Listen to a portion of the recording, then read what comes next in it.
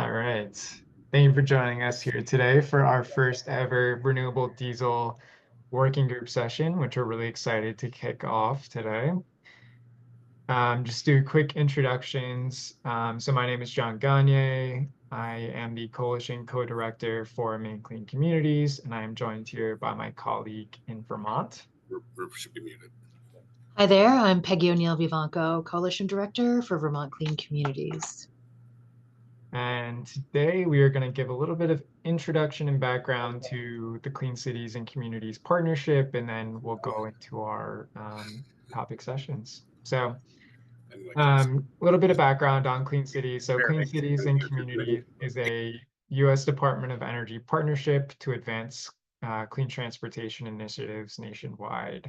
There are over 75 designated coalitions across the country, and these coalitions are partners with the U.S. Department of Energy, or DOE, and we bring expertise from federal agencies, national laboratories, and fellow coalitions directly to communities we serve to develop and implement clean transportation solutions based on our knowledge of local needs, opportunities, and markets.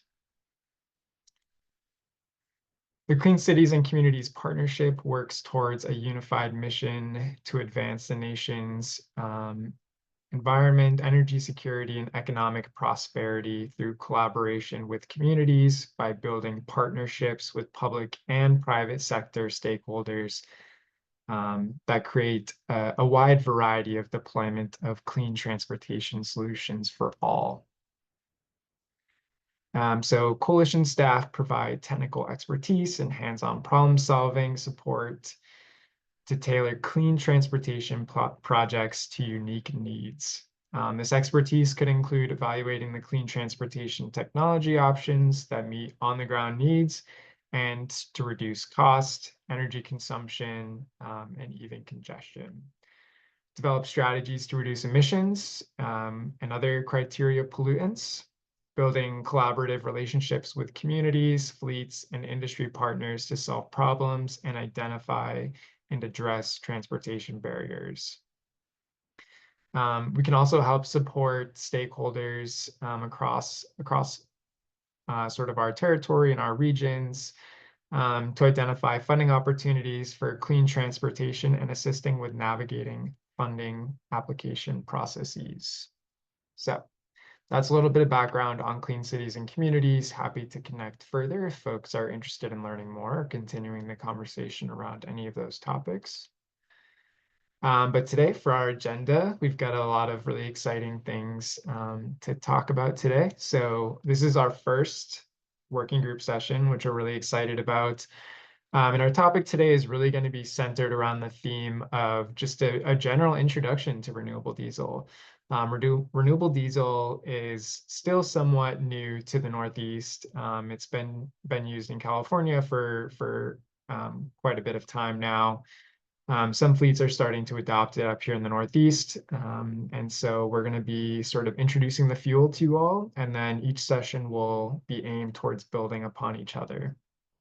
So today we'll cover some introductions in a few moments. We're going to be covering some Renewable Diesel 101 information. Some folks, this might be the first time you've heard about renewable diesel.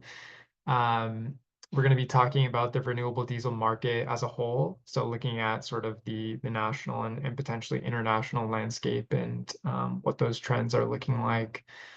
We'll have a Q&A with our expert speakers. So we'll have an opportunity to ask direct questions, seek feedback, input. Then we'll move into a broader group discussion. We really want to understand, how fleets are thinking about the adoption of alternative fuels, sort of understand your interest in renewable diesel as a whole, and an opportunity to ask any questions and help formulate future session topics.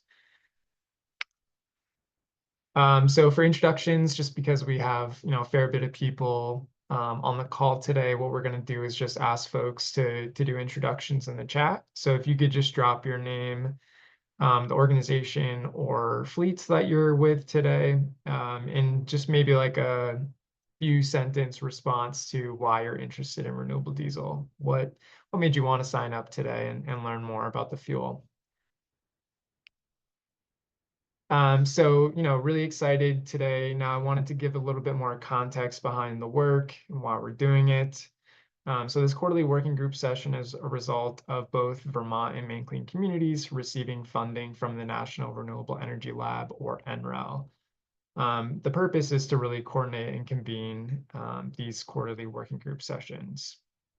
And so we've learned a lot about renewable diesel since we started discussions with stakeholders and fleets in the Northeast over a year ago at this point. We actually had a fleet reach out to us interested in the fuel, and that sort of steamrolled into where we are today, which is really exciting. That ended up leading to us hosting our first ever renewable diesel webinar in September of 2024, which we saw a lot of success from. So building off of that success, we went after this jumpstart funding opportunity from the new National Renewable Energy Lab to continue the conversation, continue connecting our fleets and our stakeholders with experts in the field, answer those questions, and really explore the fuel that is likely new to a lot of folks on this call today. So we wanted to do a deeper dive, try to assess the current and future demand for renewable diesel, particularly in the Northeast, and then have a specific focus on looking at renewable diesel as an opportunity for the heavy duty sector. So looking at both on and off-road applications for the fuel, especially, electrification is really big up here, but it doesn't meet the needs of every vehicle type and duty cycle that we have. So there is this demand or this desire to explore various alternative fuels, looking at various topics like understanding the fueling needs, capacity, logistics, and the cost to bringing renewable diesel further north. Our objectives are to connect stakeholders, explore that market development, and develop a suite of solutions for fleets up here. So a little bit of background, or a little bit of overview of the session topics that we're going to be exploring in these quarterly working group sessions. Today, we're going to be talking about renewable diesel introduction, getting folks familiar with the fuel. We'll be moving into logistics for our second session. We'll be talking about policy and some of those key policy measures that are helping drive renewable diesel production and cost, and then talk about implementation and what that actually means for fleets. I also want to caveat that session topics and the agendas can and will remain flexible to respond to what fleets and various organizations that are participating in this working group will find the most valuable. So if we have a preset agenda or session topics here, but there is a really big demand for exploring another avenue, happy to pivot and be responsive to needs. So first up, we're going to be covering some Renewable Diesel 101. Is Richard on the call yet?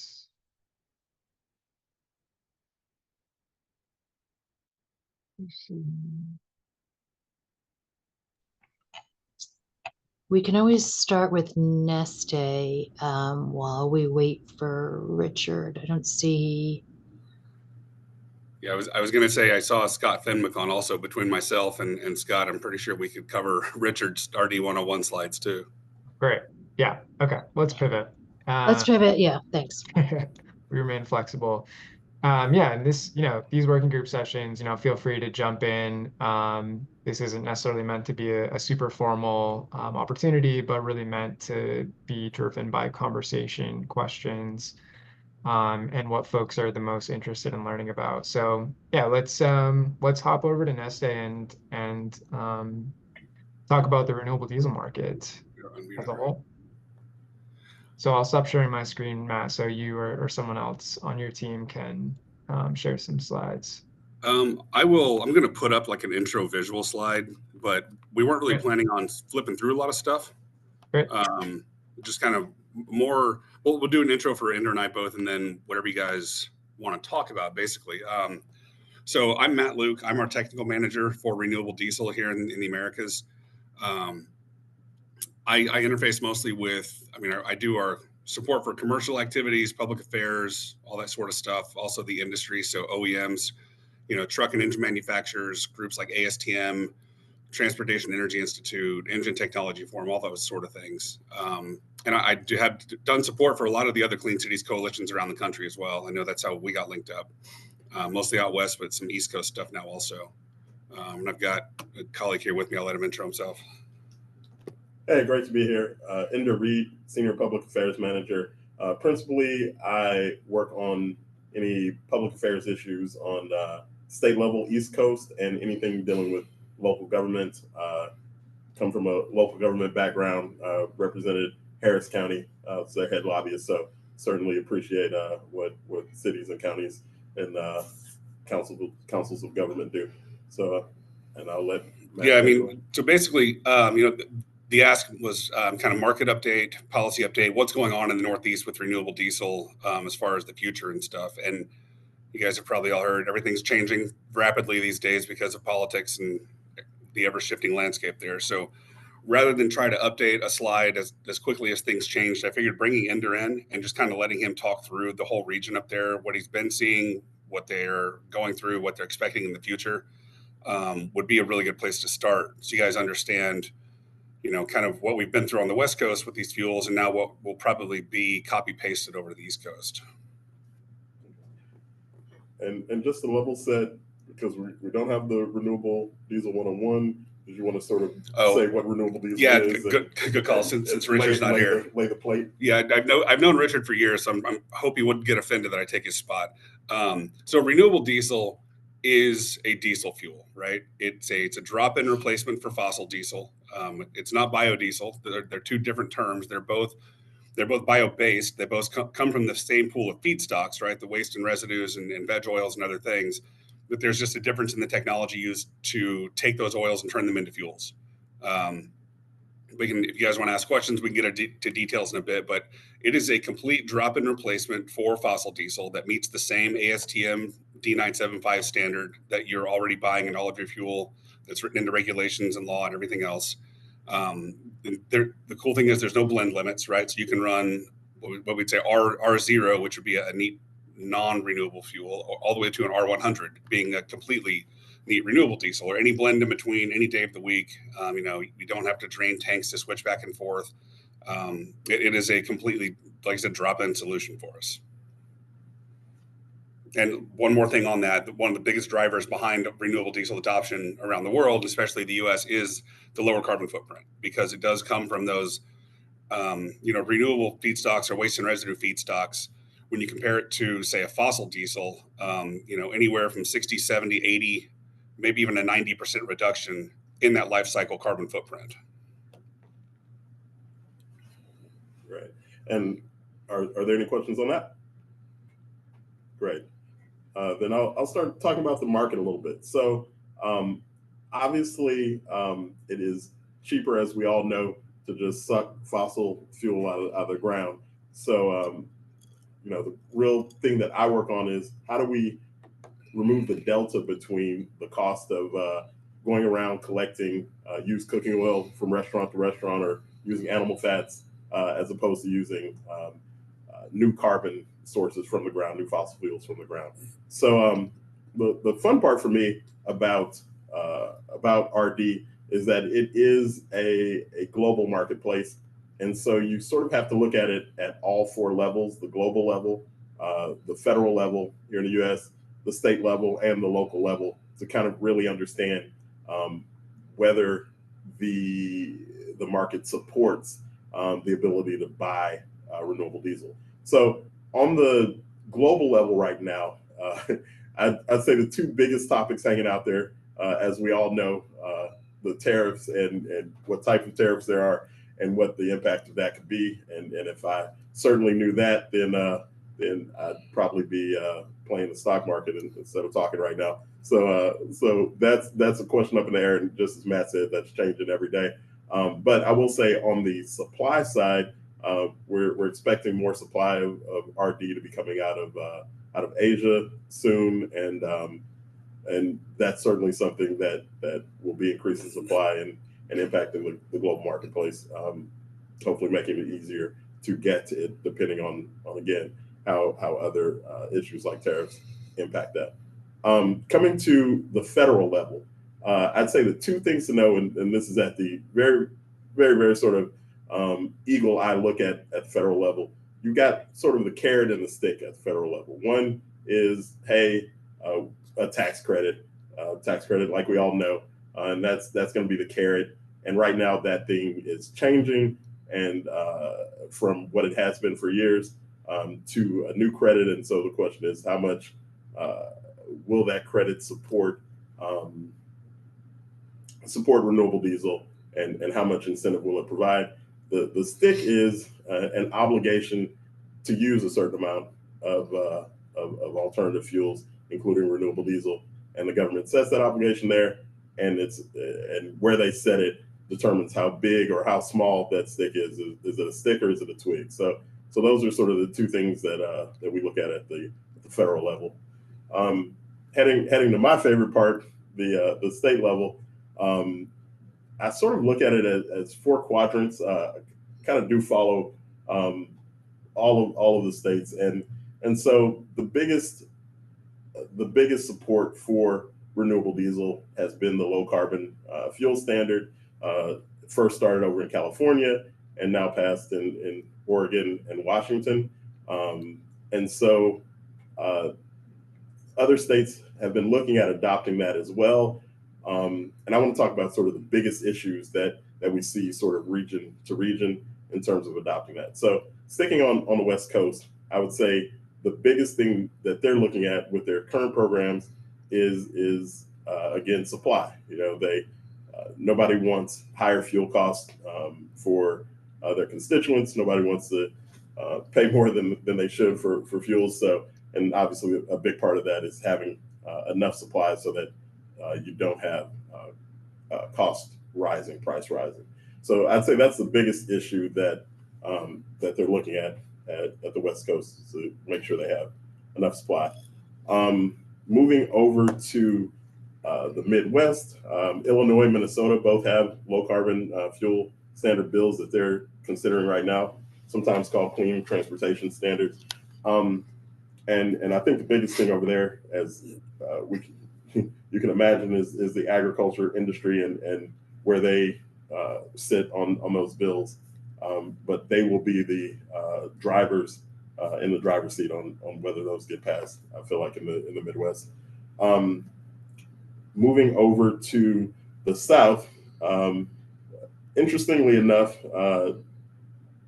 those bills aren't looked at very well in the South, but there is some interest in renewable diesel. And what we've seen, I'll take Texas, for example. Texas has a bill that would incentivize production. And so it's a different way to run at the issue. And given the different politics of the South, it's much easier to go for production, sort of incentivize production, than to have a standard on emissions reduction. So Arkansas, for example, passed production incentive for sustainable aviation fuel, and Texas is reworking their biodiesel, renewable diesel production incentive right now. And I think it passed one chamber, I know, headed over into the other chamber. So that's sort of how the South is dealing with it. And heading over to the East Coast, I think the most conversation we've seen on a low carbon fuel standard is in New York, New Jersey, and Massachusetts. And they're at various possibilities this session of passage. So we're participating actively on those. And one more note, because I did say there's also pushes at the local level. Going back over to the East Coast, Portland, for example, is trying a little bit of a stick at the local level, having what they call a renewable fuel standard, where they're looking to essentially say that by certain years, a certain amount of RD must be used in the city, a certain percentage. So that, again, like I said, on the West Coast, comes down to the question of having enough supply in order to have that sort of stick that says, hey, 50% of the diesel used will be renewable diesel coming out of the city level. So they're the only local government right now with that type of program, but they're currently looking at it very, very deeply. So that's sort of my look at sort of the market from that global, federal, state, and local level. And if there are any questions, let me know. Yeah, I don't know, just to add on to that, kind of over the past year or two, there has been, fluctuations in the RD supply into the East Coast, because with California existing how it does, they are the magnet for these fuels in the US. But as like Ender said, this is a global market and it's not just local. So as the European market shifts and changes in California, it opens up and closes the door sometimes for the Northeast. Neste had fuel there last year, and we don't currently right now because of different market dynamics, but that could change quickly. So all the programs Ender mentioned, getting those put in place, like the 3 states in the Northeast, that does add some real concrete foundation to this stuff to really start consistently bringing fuels into the region rather than more on these kind of spot basis type things. So I guess with that, do you guys have any questions on the market and what drives it? Yeah, there's probably Yeah, Matt and Ender, thank you so much. We have a couple here, and I'm sure folks participating, if you have questions, get them in the chat, raise your hand. I'm gonna start with a couple. Let's start with a low carbon fuel standard, which in some states is a taboo, but we know that really helps the market on these. You mentioned that there are, fluctuations in the supply, but it really does help to have a low carbon fuel standard. Are you seeing enough demand in states without a low carbon fuel standard, particularly on the East Coast? When you say enough demand for what? Enough demand to at least justify any shipments of fuel. Like what is that kind of tipping point for fuel providers to say like, okay, this is worth it? What do you need to say like, oh, this is really worth it, to kind of create momentum? I think in both Maine and Vermont, we have aggressive climate action goals that we're trying to meet. Our states are not quite meeting those on the GHG emissions in the transportation sector. So renewable diesel, looking at the life cycle emissions, could potentially reduce some of those emissions.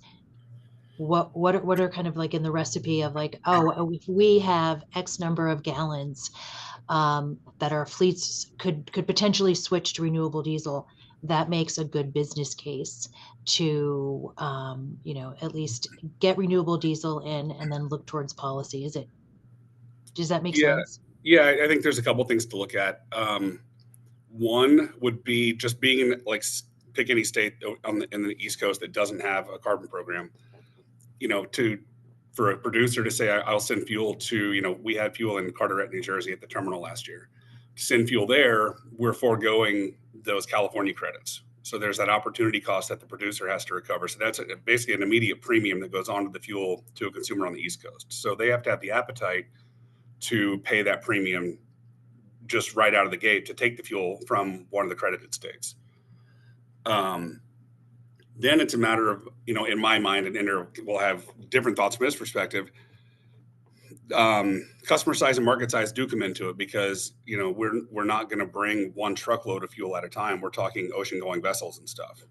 So we need a place to put that fuel. So we need a terminal location in those states. And the terminal locations, to make that viable, there's minimum volumes and throughput and everything else.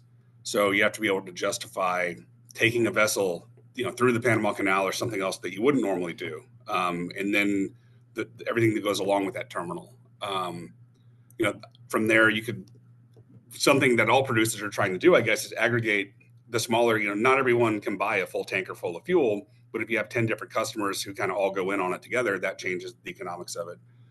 or long-term agreements rather than, we could do this for now. We'd like to try it out. That's way different than we're committing to this, consuming this for 2 to 3 years, right? That changes everything on the producer side of logistics and planning for the future and everything. There's just a lot of moving parts that go into a market where the legislation, I guess, hasn't fully committed to supporting it.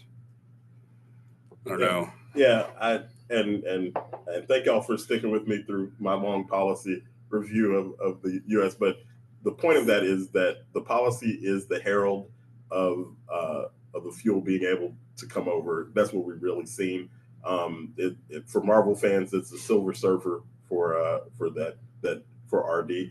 And so, looking at SAF, for example, California, the LCFS program supports sustainable aviation fuel as well. And so we get a lot of cases in New York, they're trying to have a SAF tax incentive because they're getting, SAF flown in, planes flying in with sustainable aviation fuel and flying out with regular jet fuel. So it really, the policy allows the producers to be able to plan and to be able to plan effectively. And so almost every time we've seen that be how the direction that it goes.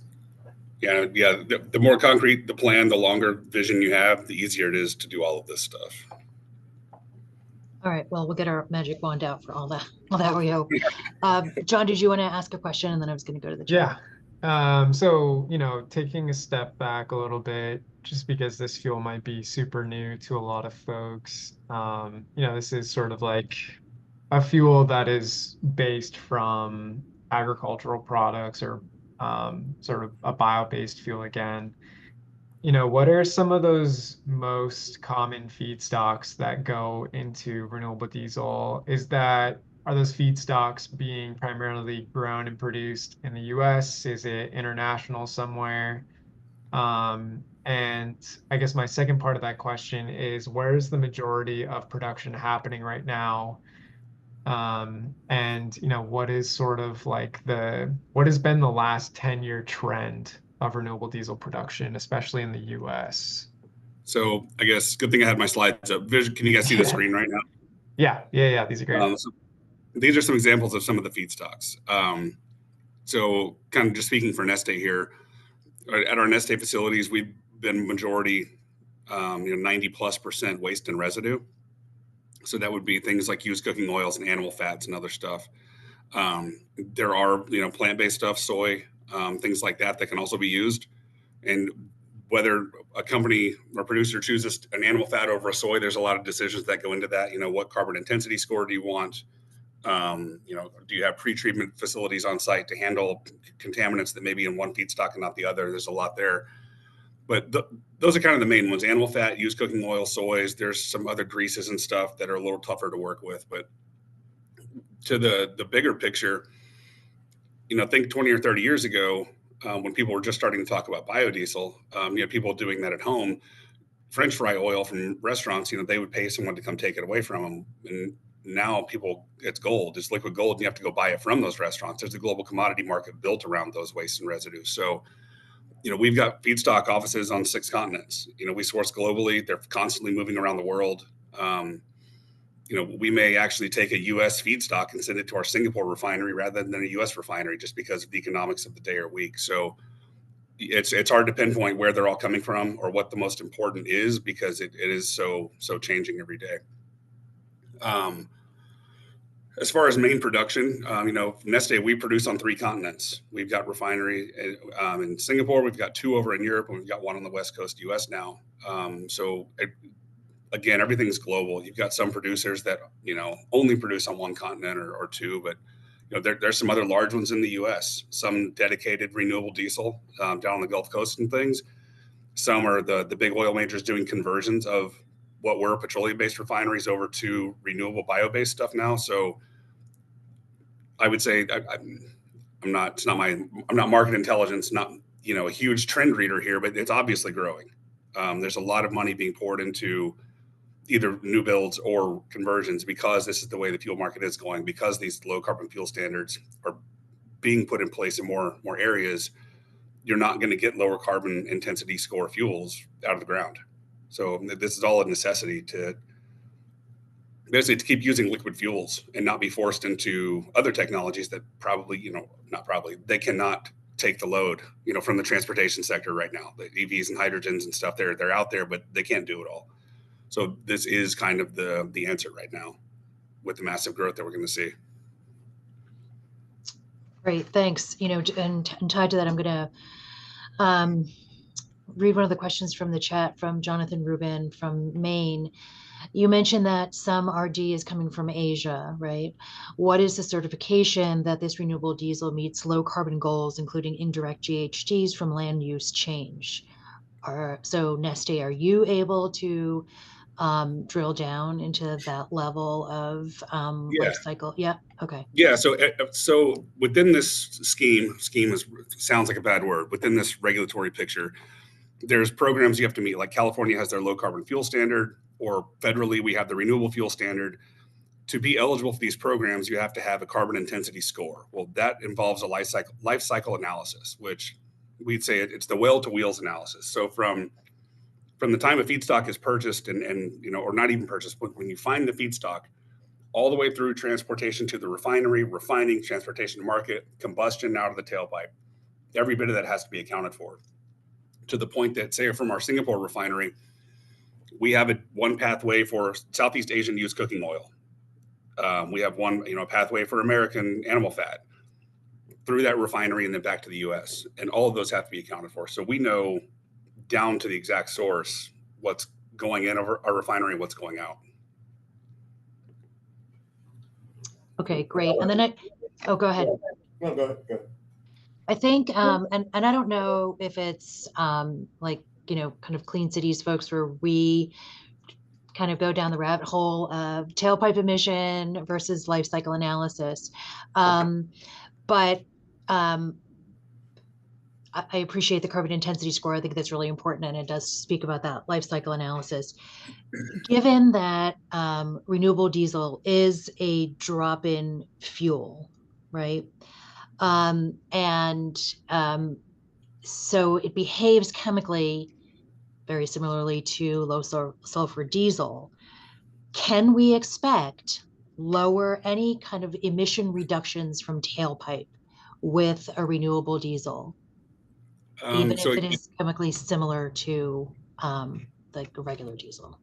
Yeah, so part of it depends on the equipment you're talking about. So let's rewind to 20 years ago. If you didn't have a diesel particulate filter, a DPF, or the SCR system with the exhaust fluid, tailpipe emissions or what we call engine out, you could see call it a 10% reduction in NOx and maybe a 30 to 35% reduction in particulate matter. 2007 comes around, you start getting these diesel particulate filters. And, over the years, from an unregulated engine, which off-road would be like a tier 0 or, back in the 90s until now, regulatory wise, you're like 98 or 99% cleaner than the past. So even same thing for NOx, right? In 2010, we started introducing the SCR systems with the diesel exhaust fluid to reduce NOx. And, down to 0.02, or even, Volvo this past week unveiled a 0.0, sorry, it was 0.2, now it's 0.05 grams per brake horsepower hour. Like, the engines are getting so clean at the tailpipe level that the fuel, no matter what it is, fossil, renewable, or bio, they don't really have an impact because the on-engine after-treatment technology is just so good. Okay, that makes sense. So then, I guess maybe this doesn't matter. I'm going to ask anyway. So if the renewable diesel then, because of the engine and because of the fuel, is generating less particulate matter, might there be some maintenance savings, like on filters and any kind of, engine cleaning, whatever? Okay. And I'm guessing Richard would have had a slide on that. But yeah, because the fuel is it's higher cetane and it's basically aromatic free. The combustion is much cleaner and that lower soot amount that you're putting out of the engine, that is less soot going into a DPF. So, depending on engine technology, you can either extend those regen periods in between when you do forced regens or, the active regens, Or when you go into one of those modes, it has less soot and things to burn out. So you're reducing that downtime. So, we've had customers on the West Coast tell us that they've saved, 1.5 cents per mile, basically, because of the downtime saved by not having to maintain DPF systems. Because it burns so clean, it's not going to contaminate engine lube oil, right? It's not going to be sticking to the cylinder walls, getting pulled down into the pan and contaminating engine oil with other things. So that same customer saw a 0.5 cent per mile savings just by extending oil change intervals, doing active monitoring instead of just changing, per a time schedule or mile schedule. Because there's really no other contaminants in it either, not it's sulfur free, but also free of metals and other stuff that are stripped out in the refining process. There's fewer injector deposits. So, high level, that means less injector failures, but also less power loss over the life of an engine, because you're not kind of building up gunk and debris in that injector nozzle tip where you really want nice, clean spray to get good combustion in the chamber. So, and when the fuel is clean, you don't have to change filters as often. So you can kind of start from the time fuel touches the tank of a vehicle out the tailpipe and, rattle off a dozen different things that can all affect the total cost of ownership and reduce maintenance. Okay, thanks. Does the feedstock, whether it's kind of animal or vegetable, does that impact any of the tailpipe emissions? No. So the cool thing about renewable diesel is, I'm going to skip to a slide here. Don't worry about the nuts and bolts of it. But the point of this is, when you make a renewable fuel, you start with the fat molecule, right? That's right in the middle there. It's those 3 hydrocarbons and they're stuck together. All you need to do is break them apart. Over to the right side, when you make renewable diesel, we do this process called hydrotreating. So one, it'll strip off the oxygens, which are the red dots there, and any metals and stuff.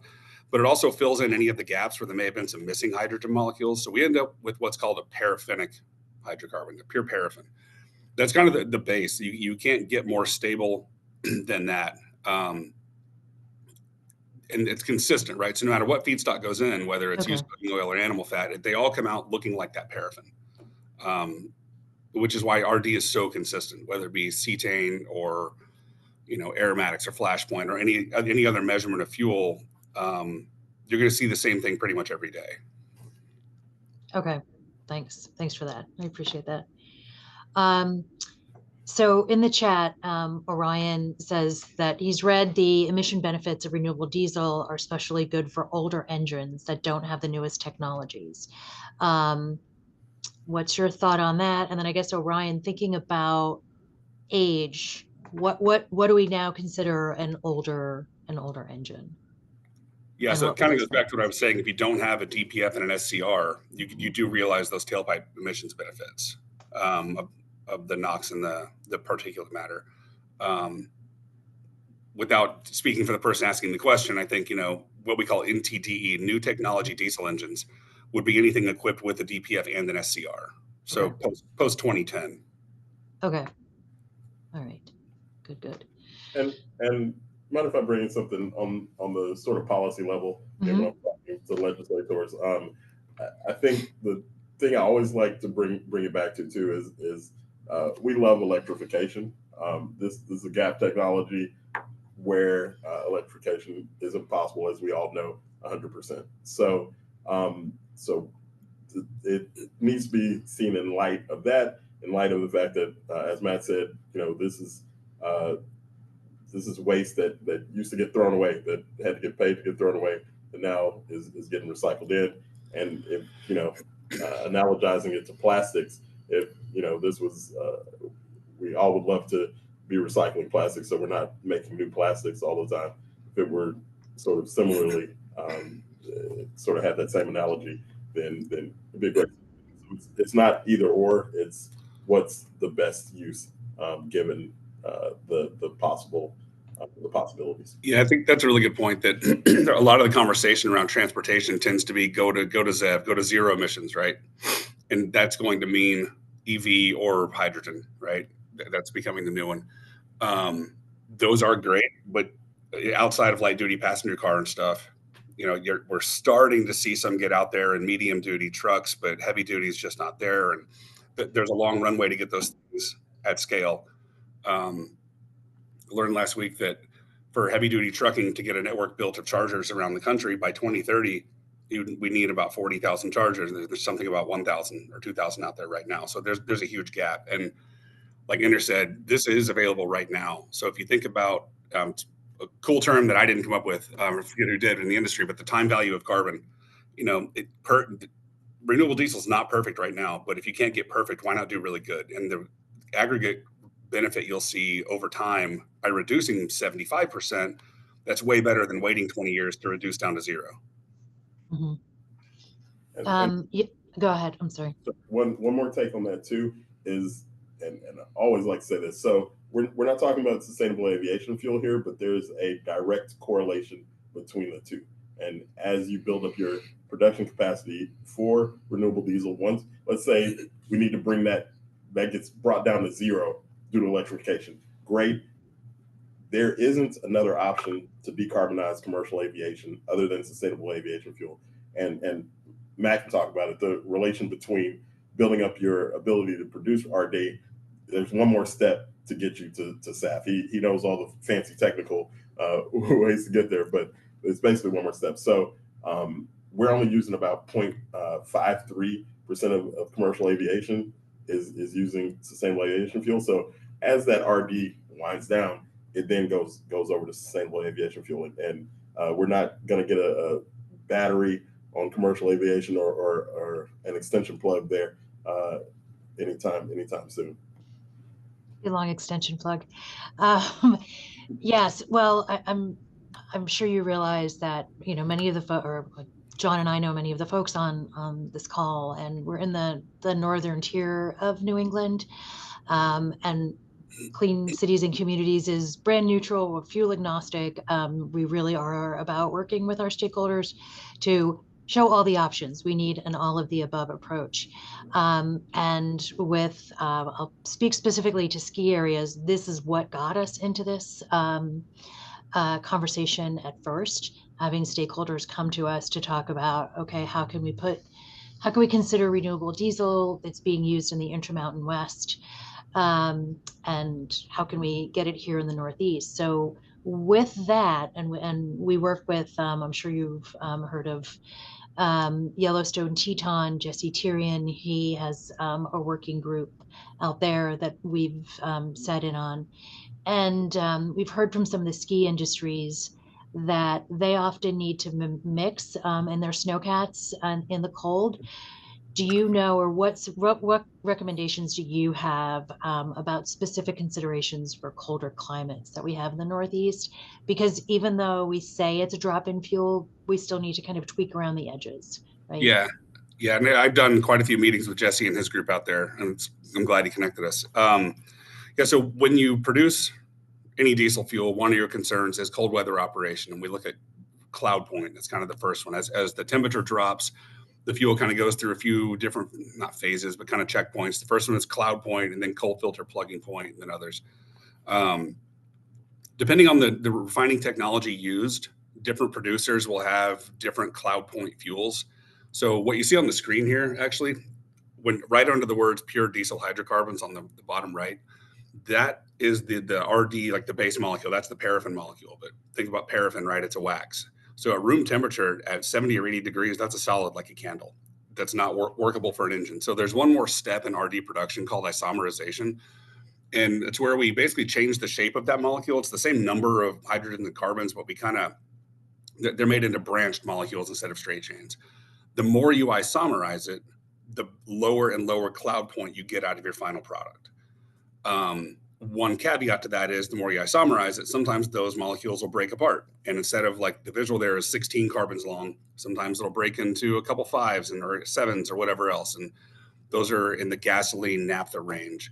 So the heavier you isomerize to make colder and colder properties, the less diesel you're making, and you start making these gasolines and stuff. So there's a bit of it's a fine balancing act of how much do you want to isomerize versus other, and then different refining technologies. Some can't get quite as cold as others on the production. So long story short, you definitely need to be mindful of the cloud point of the fuel you're receiving.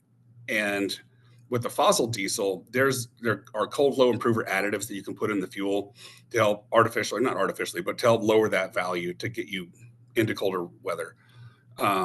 Because of the unique chemistry of renewable diesel, and there are certain molecules it doesn't have because it's so pure. The fossil additives don't work in renewable diesel. So, and that's across the board, doesn't matter who makes the fuel. Cold weather improver additives don't work in renewable diesel. Every additive company out there is working on this, trying to figure it out. One of them is going to get lucky one day and hit gold, but right now they're just not viable because they're not getting enough improvements. So the solution is take a number one diesel, right, that lighter winter blend kerosene type stuff, and blend that in to get the properties you need. It's not the perfect solution because you're right, during some winter months, you're not getting the full carbon intensity reduction that you wanted, or you're not getting 100% of those maintenance benefits that you wanted, but it gets you most of the way there and keeps you operational. We've helped customers in the past up in Oregon, Washington, other places, do the calculations, do the hand blends, say you need this ratio. Some of them just go, say I'm going to run 50-50 for this window of time, and it works. But it is a valid concern and something to be mindful of the further north you get. I'll add Canada, Manitoba. They've done a bunch of studies and research using our renewable diesel, using renewable diesel in general, all the sort of biodiesels and diesel. So they have some great papers. If they'll let us borrow those right now, there's some great info there.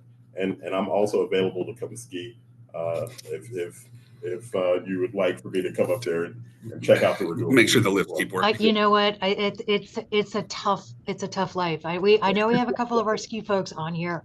We're waiting to demo anything. John, go ahead. Yeah, I was wondering, if a fleet is thinking about using renewable diesel, can you talk a little bit about sort of like the fueling side of things and like the storage? Can fleets use existing fueling infrastructure? Do they need separate or new fueling infrastructure? What does that process look like? Definitely don't have to get into the weeds of it right now, but just like super high level, just give people a bit of a sense of what that process might be. Yeah. Looking at.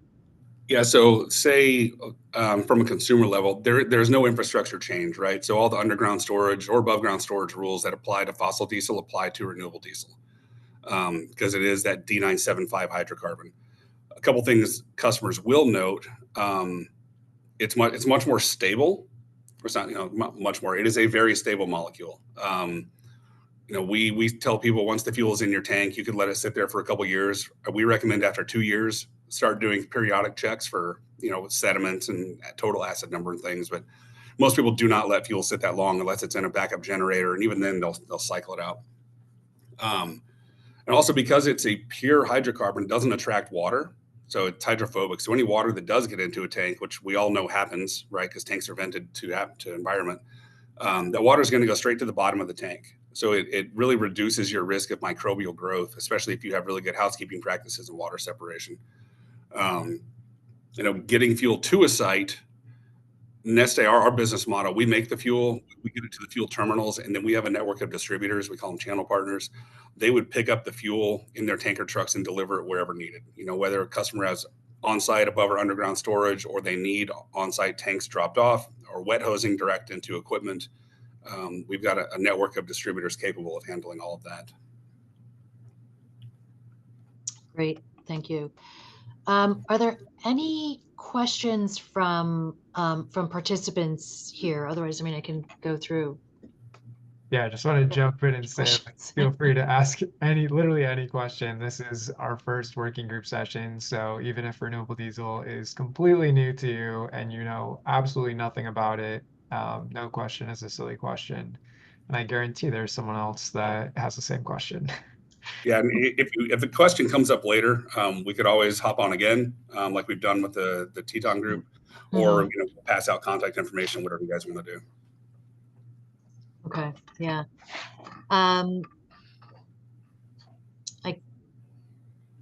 Waiting if I see any hands. I'm not used to Teams. Okay, Orion, can you unmute yourself? Are you unmuted? Yes. Okay, go ahead. Thank you. I'm in?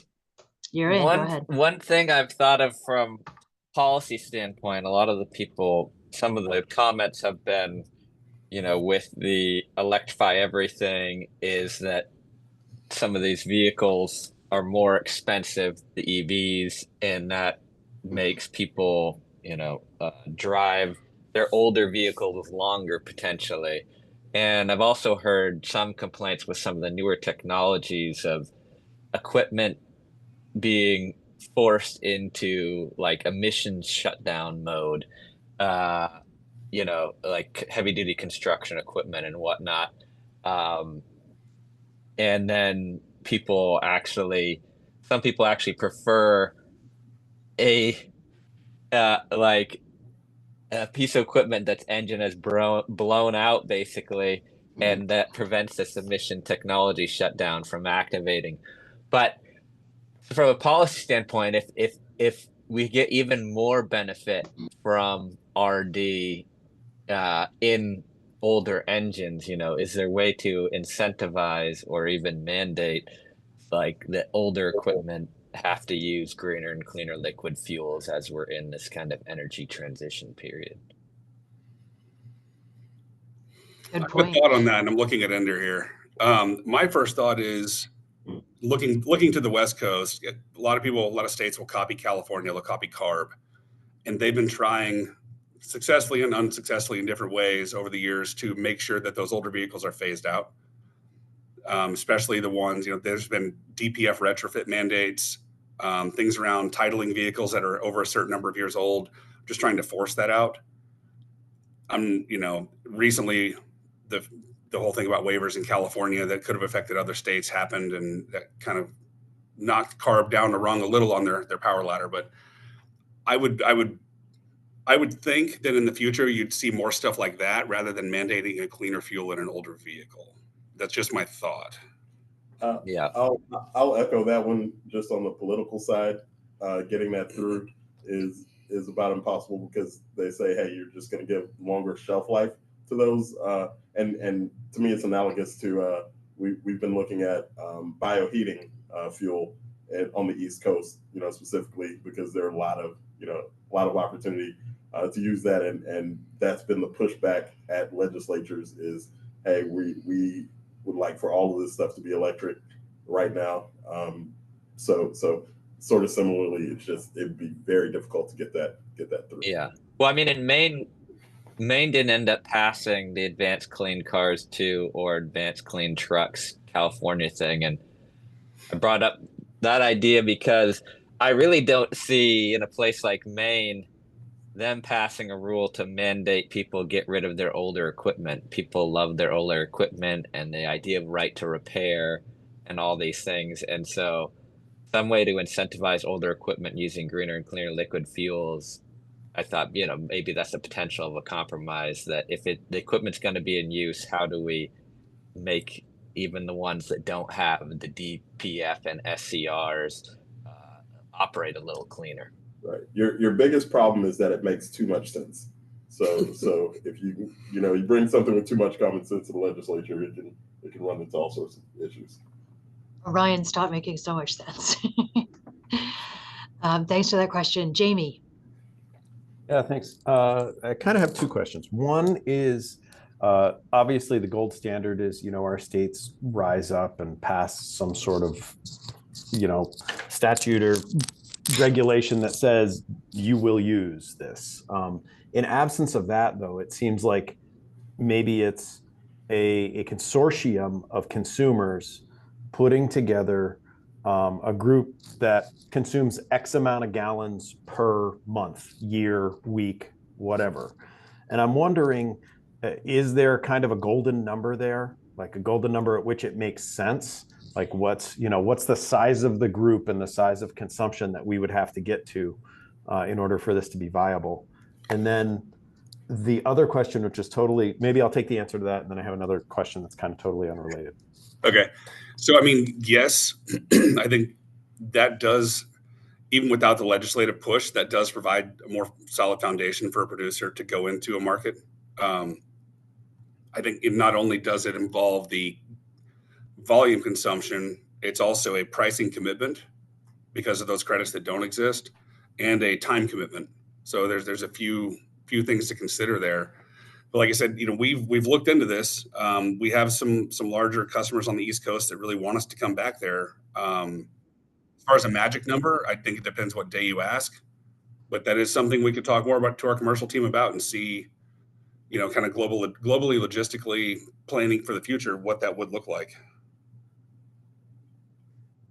And then my second question is, I don't know if anyone is familiar with like ASHE stars, greenhouse gas emission offsets, but it seems to me that renewable diesel, like currently I'm at a university where we pay carbon offsets, right, for all of our emissions.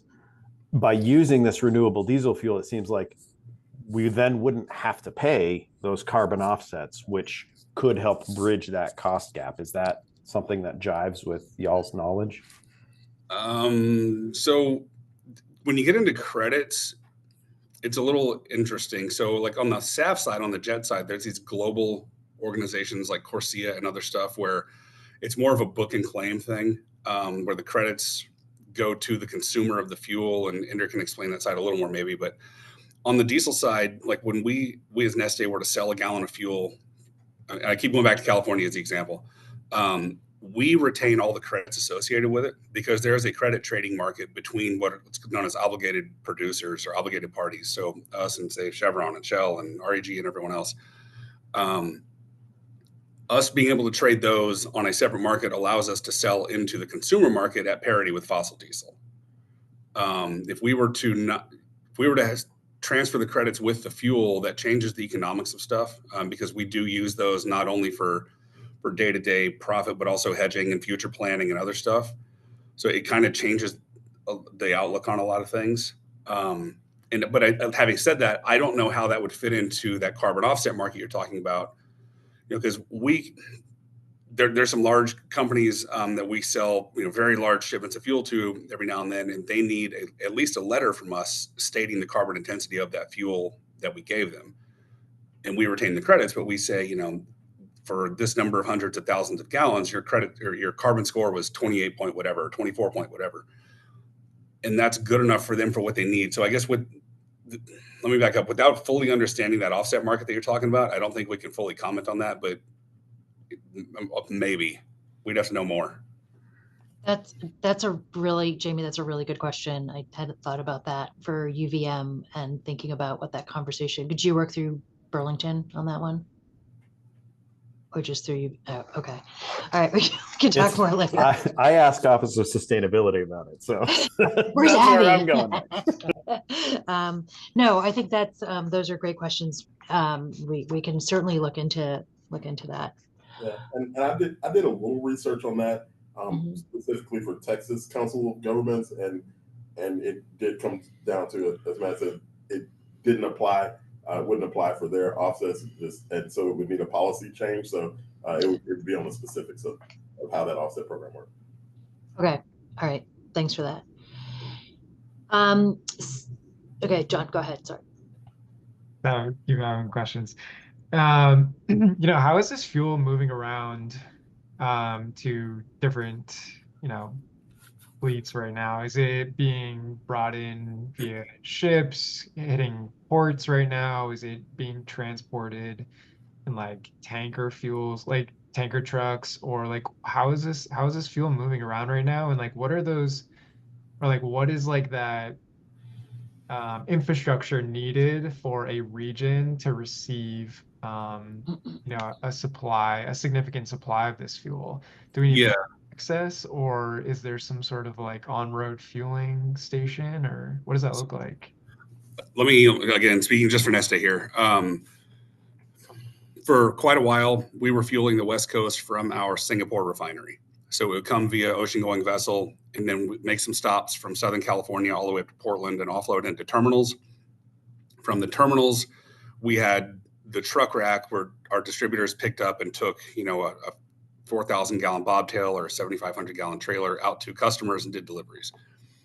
Over time, we had a network of card locks, which would be, B2B fueling stations where you need the fuel card to do the business. It's not open to the general public type stuff. We kind of backed off on the card locks for a while. So one thing we also did though is now we have terminals not just on the coast of California, but a little more inland. There's some dedicated pipes that run from the coastal stuff inland to different terminals.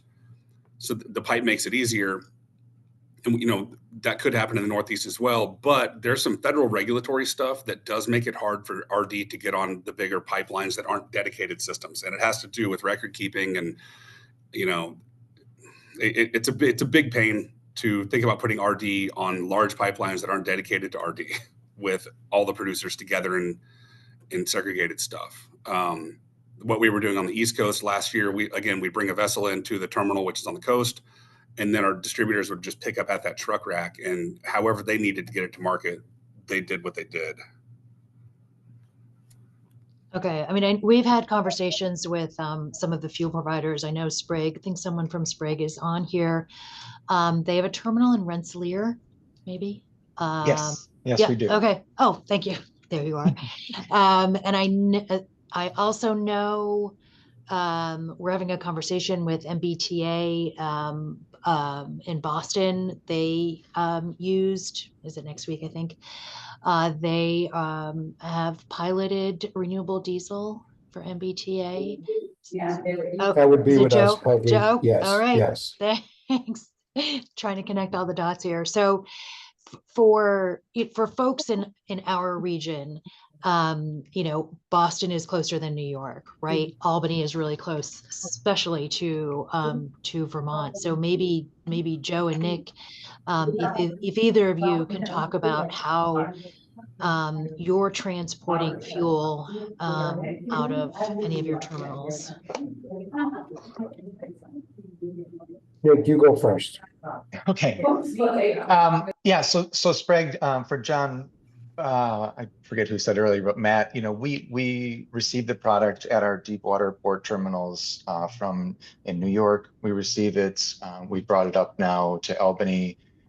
We are hoping to spread it across to more of our ports. We have, deep water ports all the way up to I almost said the top of Maine, not the top of Maine, but Searsport, down in South Portland, and then over to Quebec as well. So we're hoping to expand this product. But yeah, we bring it in at these deep water ports. We have a bunch of tanks. For us to convert it, I mean, we just have to dedicate space to it. So it's really not much on our end to convert it. Everything's compatible on the systems as far as we're concerned. So, we brought it up to Albany. We're serving, the Vermont market through there. We talked earlier about all this electrification talk, and Maine is a state where, I really wish the policy, we're kind of ignoring this. It's a great product. We've had a lot of success with these programs, especially down in New York City. We have an exciting announcement. I don't know if I'm spoiling the surprise, but we're now also providing some of the administrative services, such as the historic Staten Island ferries. So these ferry things, and I just saw something in Boston, they're looking to change over ferries to electrify, but they aren't able to. So this is a product that would be great for that, and they can do it starting today. So I don't know, that wasn't, hopefully it answered some of your question, John. Funny you mentioned that real quick. The expansion in the Northeast. So different ports on the Northeast. I mean, logistically, as these things grow, we're not necessarily committed to one spot. If there's where it makes sense, we can do multiple port calls and run up and down the coast down in the future. But also, you mentioned the electric stuff.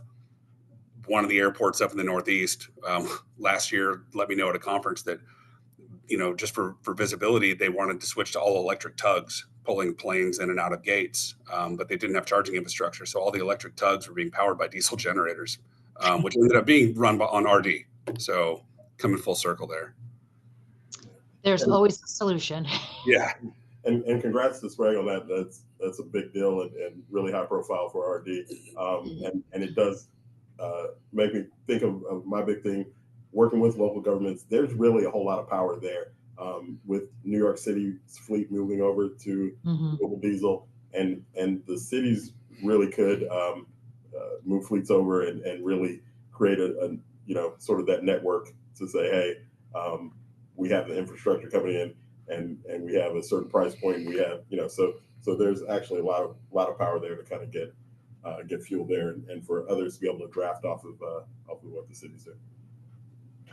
Yeah, you. and before Joe, wait, who that was a disembodied voice. Who spoke?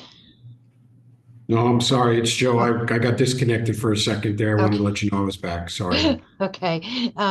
Yeah, just quick before I jump back to you, Joe. You know, our states are much smaller. I mean, there are 657,000 people in the whole state of Vermont. So when Jamie Smith asked that question about, you know, we need to figure out what those gallons are, and we have ski industries here. We have a big ski industry in Vermont. Some would say it's better than Maine, but maybe not, right, John? And we have a lot of off-road, other off-road vehicles. We have the heavy-duty sector. I know there's some folks here. I won't call anyone out as folks are considering this, and we have our buses, some of which are being electrified, but the duty cycle doesn't always work. So really looking at that, all of the above approach with, you know, getting folks who can try it, and trying to reduce that delta between a regular diesel and the cost of a renewable diesel is what we're hoping to crack these nuts throughout, you know, the next year over these working groups. So Joe, any comments on getting RD from your terminal to, you know, kind of the hinterlands? I mean, we're close to the border of Canada up here, so. Yeah, so there's been a lot of interesting points that have been discussed. What we felt the challenge was, obviously from a cost basis, every supplier is trying to keep up with the California index, which is pretty extreme. Even to this point, what approved oil does with Diamond Green Diesel into New York City for the buses and the ferries that are there, it's, from what my understanding is, based on a pricing off of a California premium, let's just call it that way. For the Keolis MBTA pilot program that we were awarded, we started fueling on April 14th. And we have so far proven the concept. That was the biggest concern, was a drop in fuel. Let's just dedicate 3 locomotives to this. Let's make sure we don't compromise the efficiency in the engine, and it has worked great so far, where they have expanded to just about every locomotive on the network that comes into a designated yard, and we are fueling into straight R99 into these locomotives, which previously had standard offload dyed diesel in it. No issues whatsoever. We feel at Rentstar, it's a logistics thing. I don't think any of us are going to figure out, with the new administration that's in office, the Treasury Department, all the various incentives that are in place, that are going to come, domestic supply versus international supply. We kind of felt like it was, you know, the logistics piece. Is this a marine opportunity? Is this a rail opportunity? You know, you look at the production in the South, the Diamond Green Diesel, St. Bernard Fuel, Montana Renewable, the list goes on and on and on. Yes, most of them have marine capability, and they also have rail capability. We feel that it would be the railroads fighting with the shipping companies to provide the best cost back, because now you're adding another component to a very expensive supply. So we are working with Global on this pilot program for the distribution. And then we have a Providence rail terminal, which we are doing biodiesel through now. We have the capability to do renewable diesel there as well. We're talking to the state of Rhode Island and the DOT for a project similar to what we're doing with the MBTA. We have a rail siding in Massachusetts, which we are going through the process now of permitting. And we are working with a local distributor up in Bangor, Massachusetts, Bangor, Maine, to develop a rail siding there as well, just to provide another means of supply versus your standard, marine truck. It would be a rail distribution play. Okay. That makes a lot of sense. I mean, and just a quick aside, our next listening session, August 6th, I believe, is actually fueling logistics. And as Jon mentioned at the top of this meeting, we came up with the list of working group ideas based on what we felt we needed to kind of crack in order to figure out how to get renewable diesel in the state. Fueling logistics is one, policy is another, and I think policy, I mean, who knows what's going to change between now and we have that meeting, both on particularly at the federal level, and then implementation.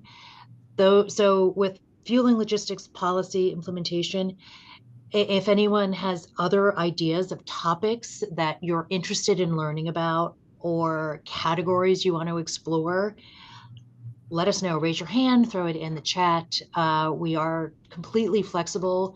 We are really facilitating and convening this group and hoping that it serves our stakeholders and audience members. So let us know if you want to take a different direction, and we can pivot.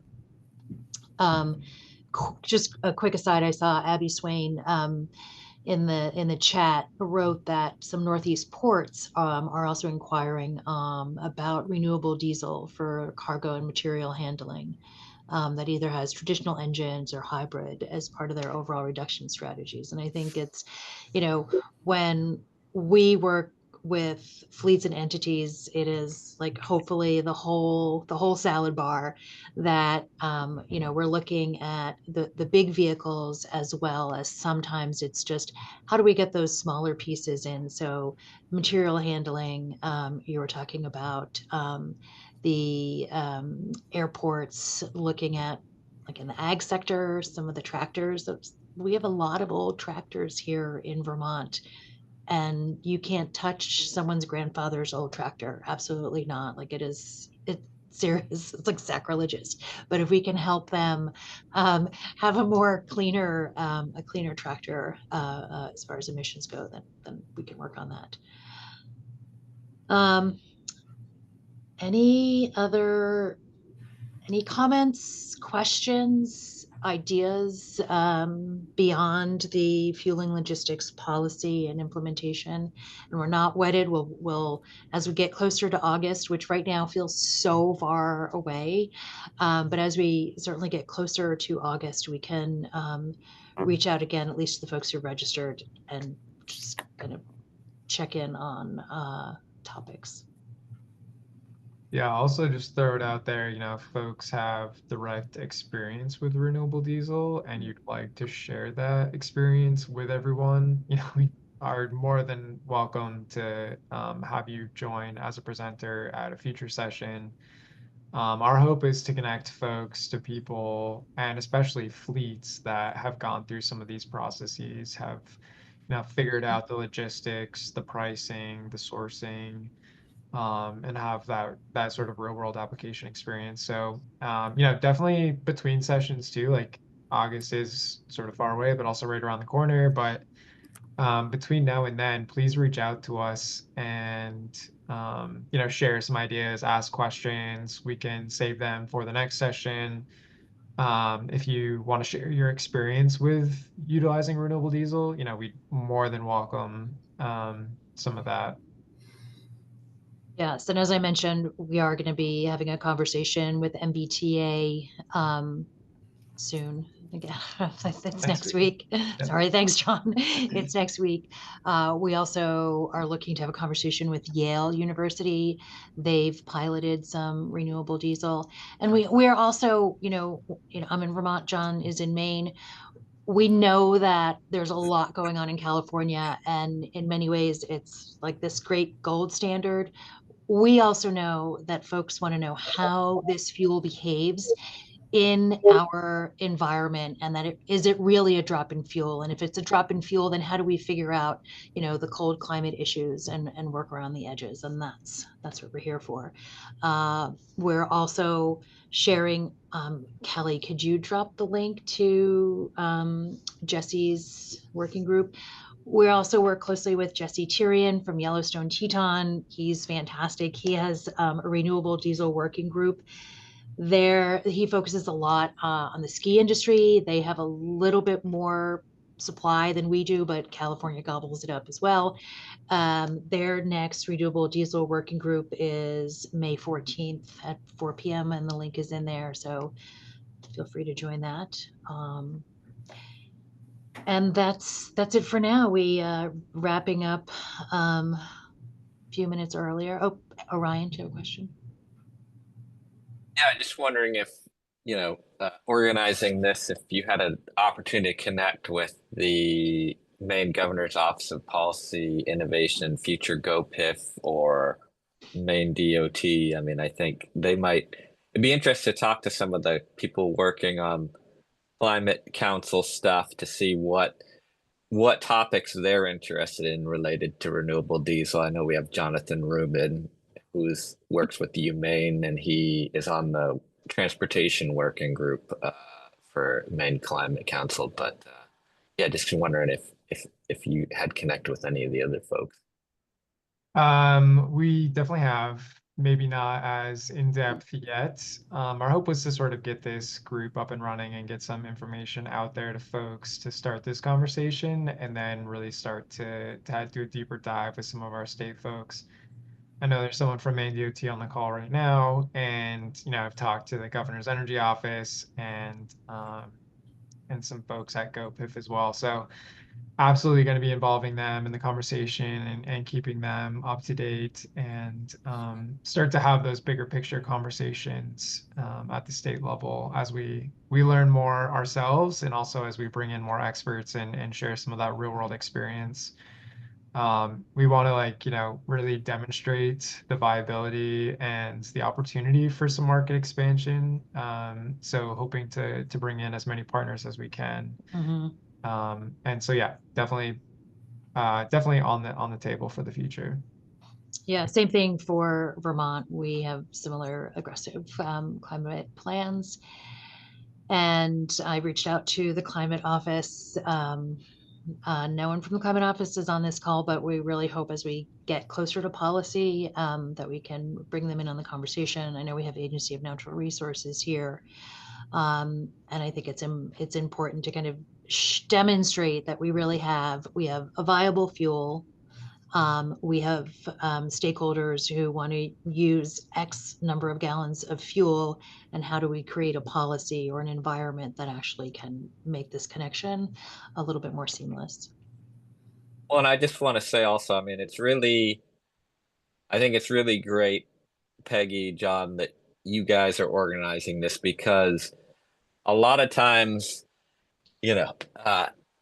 conversations can turn into an us versus them, and having legitimate people who care about environmental concerns talk about different solutions. We have very aggressive climate goals in the Northeast, in Vermont, in Maine, and we have, a national setting right now where there's pushback on things like offshore wind, and that is, if you look at the Maine climate plans and how we're going to get green electricity, bringing on a massive amount of offshore wind was, a huge part of the plan. And if our goals and timelines are, shifting and becoming more challenging, we need to open up the conversation to more options, and be realistic of, yes, pushing for electrification. Go on that as fast as you possibly can, but realistically, the states are not going to meet climate goals without looking at greener, cleaner liquid fuels. And so having these conversations, I think, are super important. And hopefully, will be renewed interest with policymakers that you can be for electrification and greener, cleaner liquid fuels. They can work hand in hand. I mean, that's our hope. Like I look around here and I'm like, I want to be able to go skiing. I'm a cross country skier, not an alpine, but still we need snow. I want UVM students and Green Mountain Transit students, Green Mountain Transit passengers to get like where they need to go. And that the person who's riding their bike behind those buses are not, breathing in diesel fumes. I want my dairy products to be able to get to market and support our farmers. I mean, these are really like big wraparound economic issues for our states that have a huge environmental impact. So figuring out that cost piece and the logistics and then the policy is really the goal and why we applied for this funding, hoping that a little bit of collaboration across northern New England would just bring a kind of a broader, richer audience. So thanks, John. You want to wrap it up? Yeah. So a ton of really good information was discussed today. We will share contact information for both myself and Peggy and our folks at Neste who were able to join us today. Hopefully we can still get a hold of Richard at some point to do a formal RD 101 so we can do that baseline setting and really make sure that everyone fully understands the inner workings of renewable diesel, especially because it's so new to so many folks in the Northeast right now. We'll also, recap some of our key takeaways from today's session. I have a few notes today. Big one is that renewable diesel is expanding its market, especially in the Northeast. We're seeing more and more coming to various ports and other fueling locations, which is exciting. Sounds like policy has traditionally been a major driver of production supply and availability, but not necessarily the end all be all for our markets here in the Northeast. Definitely still an important component of driving that availability though. Renewable diesel is a drop-in fuel and has been proved by some folks that are working with MBTA, which is great to hear. And we can inquire and share more information after our conversations with those folks next week. The greatest emissions benefits come from older vehicle stocks, which sounds like pre-2010. And that's a lot of our vehicles up here in the Northeast, especially Maine and Vermont. And that one of the most effective strategies, especially for maybe our smaller markets as we're getting this up and running, is some sort of group procurement model, leveraging those economies of scale to get cost-effective fuel supply. So those are some of my big takeaways. We can share some more in depth from the notes that we took during the session today. And just want to reiterate, feel free to reach out to us between now and our next session, August 6th. If you registered for this first session, you should be registered for all 4 of the sessions. And again, we'll keep the session topics and the agenda is somewhat flexible. So if there's a topic that you really want to address or cover, maybe that there should be a deeper session on the credits piece, especially for universities and maybe some other fleets that are dealing with similar markets. So topics like that, if anything comes top of mind, definitely feel free to reach out to us and we'll do our best to incorporate it into the sessions. And then, yeah, just a quick reminder, our next session will be primarily focused around logistics and fueling logistics. It'll be August 6th from noon to 1:30. So definitely looking forward to reconvening. And if anybody wants to share their experience with fueling or logistics, definitely reach out to us and we can have a discussion. So really appreciate everybody for joining the very first Renewable Diesel Working Group session. We're going to keep running with this momentum, and I think we're all sort of excited to at least have this conversation started and bringing everyone together. So, yeah, I think we'll wrap up there and see you all in August for those who can make it. Thank you all so much. Thanks. Thanks, everyone. Thank you.